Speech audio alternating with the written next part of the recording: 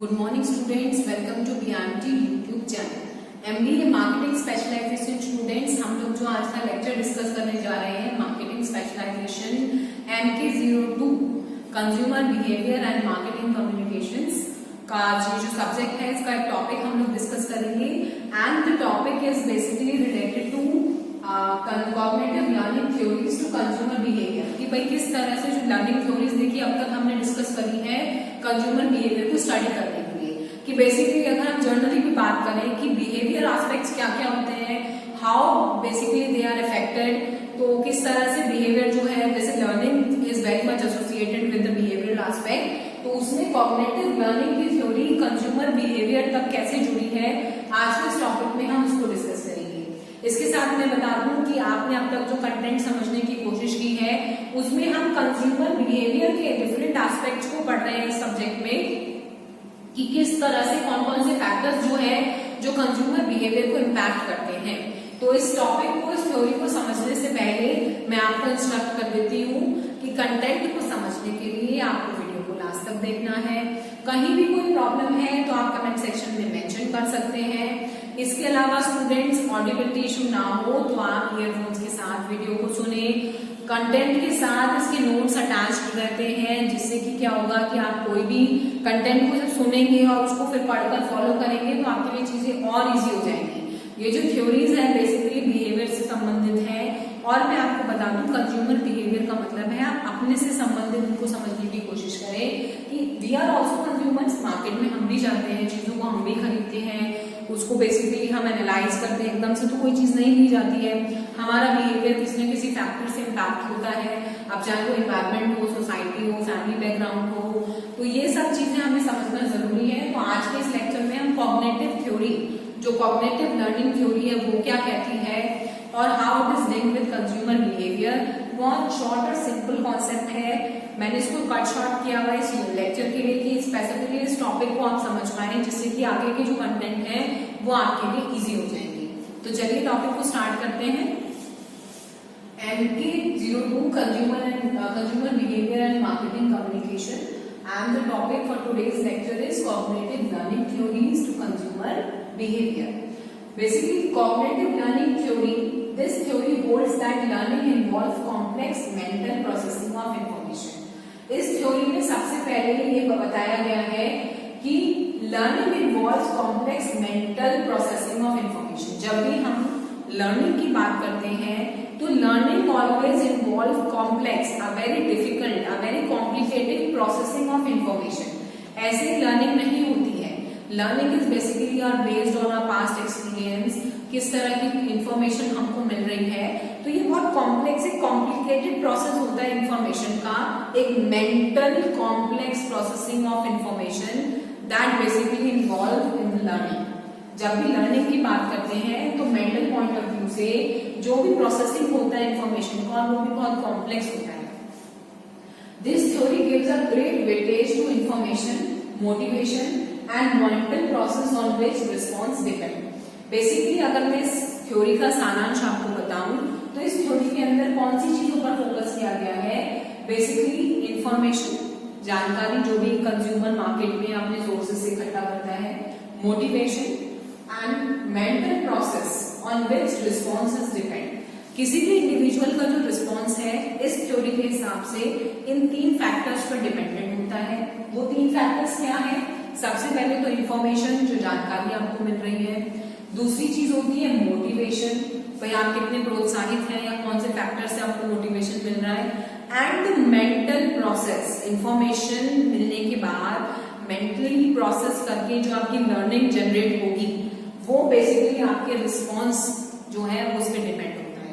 Your response as per this theory, a consumer response as per this theory is basically dependent on the information, on the motivation factors and the mental process.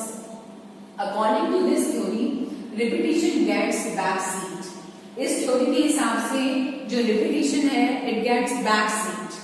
इस मतलब the consumer collect information on various competitive product with regard to their price, performance and other aspects. Repetition को अगर हम back seat रख दें इस theory के हिसाब से, तो ये थ्योरी ये कहती है कि कोई भी कंज्यूमर है मार्केट के अंदर, वो सबसे, क्योंकि मैंने आपको बताया कि भाई ये जो थ्योरी है वो बेसिकली इंफॉर्मेशन, मोटिवेशन और मेंटल प्रोसेस पे डिपेंडेंट है। रिपीटिशन की मैं यहाँ बात नहीं कर रही हूँ, learning is also somewhat basically related to repetition. जब चीजें बार बार रिपीट होती हैं तो कहीं ना कहीं हमारा लर्निंग एस्पेक्ट, हमारे बिहेवियर में वो चीजें आती हैं, वो एक्सपीरियंस हमारा दिखता है कि भाई ये चीजें बार बार रिपीट हो रही है। इस थ्योरी में basically repetition is back seat. Consumer क्या करेगा, he will collect the information on various competitive product. जो मार्केट में अलग अलग कॉम्पिटिटिव प्रोडक्ट्स चल रहे हैं उसके ऊपर इंफॉर्मेशन को कलेक्ट करेगा with regard to their price, performance and other aspect. क्या उनका प्राइस है, कैसे उनकी परफॉर्मेंस है, तभी तो बेसिकली वो इंफॉर्मेशन गैदर कर रहा है, प्राइस से रिलेटेड या फिर कॉम्पिटिटर्स या अदर एस्पेक्ट से related. The consumer feeds that information on the various competitive products with regard to their price, performance and other aspects of the information into his human computer। अब इस process को अच्छे से समझिए, यहाँ repetition की बात नहीं चल रही है। जो कंज्यूमर है वो क्या कर रहा है, सबसे पहले वो जो इंफॉर्मेशन है प्रोडक्ट से रिलेटेड, कॉम्पिटिटर्स प्रोडक्ट्स के रिलेटेड, उनके प्राइस, उनकी परफॉर्मेंस या जितने भी अदर एस्पेक्ट्स हैं उनकी इंफॉर्मेशन को कलेक्ट कर रहा है। उस इंफॉर्मेशन को कलेक्ट करने के बाद that information is feeded on the various competitive products with regard to their price, performance and other aspects of the information into the human computer process. Human computer में उसको फीड कर रहा है। समझ में आया? And then logically and then arrive at a conclusion. जैसे मैंने बताया इस थ्योरी में 3 चीजों पे फोकस है, information, motivation and mental processing. तो यहाँ पर कंज्यूमर ने पहले कॉम्पिटिटिव प्रोडक्ट्स की भी प्राइस को, अदर एस्पेक्ट्स को, उनकी परफॉर्मेंस को देखा, इंफॉर्मेशन गैदर करी और इस इंफॉर्मेशन को उसने ह्यूमन कंप्यूटर में फीड कर दिया। फीड करने के बाद लॉजिकली उसको प्रोसेस किया and then arrive at a conclusion. उसको प्रोसेस करने के बाद अपने ह्यूमन कंप्यूटर में एक कंक्लूजन डिराइव किया। If one decides to buy a refrigerator, he collects the information on various refrigerators available in the market, their features, their performance, reputation of the suppliers, brand and after sales services। इसमें एक example से भी आप समझ सकते हैं कि अगर हम में से कोई भी बंदा अगर मार्केट में फॉर एग्जाम्पल रेफ्रिजरेटर खरीदना चाहता है, तो ऐसा तो नहीं है कि भाई रेफ्रिजरेटर लेना है, गए और ले आए। हम लोग क्या करते हैं, नेचुरल फिनोमेना क्या है कि मुझे या आप में से किसी को रेफ्रिजरेटर खरीदना है, तो what we will do, we will collect the information on various refrigerator. भाई सैमसंग का कैसा है, वर्लपूल का कैसा है और कौन सी ब्रांड्स है मार्केट के अंदर जो रेफ्रिजरेटर्स में आई हैं। इसके अलावा उनके फीचर्स क्या हैं, क्या क्या फीचर्स हैं, क्या उनकी कैपेसिटी है, क्या कंटेंट है, इसके अलावा कैसी परफॉर्मेंस है, कस्टमर के कैसे रिव्यूज आ रहे हैं, ब्रांड की रेपुटेशन क्या है, सैमसंग की, वर्लपूल की, एलजी की, किसकी ब्रांड की रेपुटेशन कैसी है, सप्लायर की रेपुटेशन कैसी है, आफ्टर सेल्स सर्विसेज कैसी हैं। तो हम में से कोई भी अगर कोई कंज्यूमर है तो अपनी बाइंग डिसीजंस को लेने से पहले हम इंफॉर्मेशन को गैदर करते हैं, अपने दिमाग में उनको फीड करते हैं, समझते हैं और फिर एक लॉजिकल प्रोसेसिंग के थ्रू डिसाइड करते हैं और कंक्लूजन निकालते हैं। यही तो हम लोग करते हैं। तो that is what the cognitive learning theory is about. Cognitive learning theory भी यही कह रही है, जो 3 मेजर फैक्टर्स पे डिपेंडेंट है। One is information, other is motivation and the third one is mental processing। Information gather करने के बाद जब आपके दिमाग में चीजें फीड हो जाएंगी और उसके बाद आप लॉजिकली जब सोचेंगे तो कहीं ना कहीं ब्रांड की परफॉर्मेंस या फिर जो भी आफ्टर सेल सर्विस है, कोई भी फैक्टर हो सकता है जो आपको मोटिवेट कर सकता है उस चीज के लिए कंटिन्यू करने के लिए। इसके अलावा if we see something else, the information how it is collected only when they decide to buy the product, he goes on getting the information from various sources। अब ये जो इंफॉर्मेशन जो कलेक्ट की जाती है वो केवल तभी कलेक्ट की जाती है when is not collected only when he decide to buy, he goes on getting the information from the sources such as magazine, journals, retained in his memory and user dependence required। ऐसा हम लोग करते ही है भाई, हमें जरूरी नहीं है कि कोई चीज खरीदनी है तभी हम उसके बारे में इंफॉर्मेशन जनरेट करेंगे।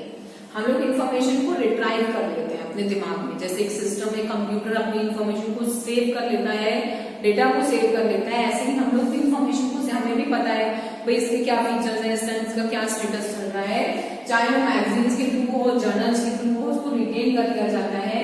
It is fed by psychologist that one gets too much information, he is overloaded and encounter difficulties in decision taking. But capacity to retain and keep the information in his memory differs from individual to individual, depending largely on his education and sophistication. इसके साथ साथ psychologist ये भी कहते हैं कि जब जरूरत से ज्यादा चीजें हम अपने दिमाग में भर लेते हैं तो एक टाइम ऐसा आता है कि हम डिसीजन लेने में प्रॉब्लम होती है, हम डिफिकल्टीज फेस करते हैं। मगर ये बात उतनी भी सच है कि आपकी एजुकेशन, आपकी sophistication individual to individual depend करता है कि जो इन्फॉर्मेशन आपने अपने पास रिट्राइव की है, अपने ह्यूमन कंप्यूटर में स्टोर की है, वो किस हद तक आपको हेल्प कर सकती है, how much you can retain and how much you can keep the information. ठीक है, तो it depends on individual to individual. हम सबको पता है मार्केट में क्या ब्रांड चल रही है, जरूरी नहीं सारी चीजें हम खरीदेंगे तभी पता होती है। तो it depends on individual to individual. आपकी एजुकेशन, आपकी सोफिस्टिकेशन आपको इस चीज में हेल्प करती है।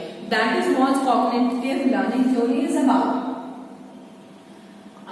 Therefore, इसके साथ अगर हम देखें, therefore, marketers try to provide information to different groups of people as per their retention power, as perceived by the marketer. इसीलिए मार्केटर क्या करते हैं कि कस्टमर्स को या ग्रुप ऑफ कंज्यूमर्स को इंफॉर्मेशन प्रोवाइड करते हैं जितनी उनकी रिट्राइव करने की कैपेसिटी है। सारी चीज सबको बता देंगे तो समझ में नहीं आएगा। जिसकी जितनी कैपेसिटी है उस हिसाब से टाइम टू टाइम इंफॉर्मेशन को वो शेयर करते हैं। For example, if a consumer is a technocrat, he will be supplied much more information compared to general consumer, especially in the case of technical product like computers, automobiles, electronics and electrical goods. भाई अगर कोई consumer technocrat है, जिसे technology की ज्यादा knowledge है, तो वो कंप्यूटर और इससे संबंधित जानकारी को ज्यादा रिट्राइव कर सकता है, ज्यादा समय के लिए अपने दिमाग में रख सकता है और आसानी से उसको समझ भी सकता है। If someone is providing more information than what he can understand or retain will waste efforts and resources. क्योंकि अगर आप ऐसे पर्सन को उस तरह की जानकारी दे रहे हैं जो उसको रिट्राइव ही नहीं कर पाएगा तो वेस्ट ऑफ एफर्ट्स और रिसोर्सेज कहलाता है। तो this is what cognitive learning theory is, जो 3 फैक्टर्स पे डिपेंडेंट है, motivation, information and mental processing, जो एक कंज्यूमर अपने ह्यूमन कंप्यूटर में रिट्राइव करता है। इंडिविजुअल टू इंडिविजुअल को डिपेंड करता है आपकी सोफिस्टिकेशन पे, आपकी नॉलेज पे कि आप कितना उसको समझ पा रहे हैं और उसी के बिहाफ पर आप उसको कंक्लूजन देते हैं। जरूरी नहीं है कि कुछ खरीदना हो तभी इंफॉर्मेशन रिट्रीव करेंगे। मार्केटर का ये ड्यूटी है कि वो इंफॉर्मेशन को प्रोवाइड करे जिससे आप चीजों को देखकर मोटिवेट हो और अपने बाइंग डिसीजंस को प्रॉपरली ले पाए। तो आई होप कॉन्सेप्ट को आप समझ पाए हैं। It is a very simple concept. मैंने इस वीडियो को भी बहुत शॉर्ट इसलिए रखा है कि मैं केवल आपको कॉग्निटिव लर्निंग प्रोसेस समझा पाऊँ कि वो क्या है। समझ में आया? इसके अलावा कहीं भी कोई प्रॉब्लम है बेटा तो आप कमेंट सेक्शन में मेंशन कर सकते हैं। और ऑडिबिलिटी इशू ना हो तो ईयरफोन्स के साथ वीडियो को सुने।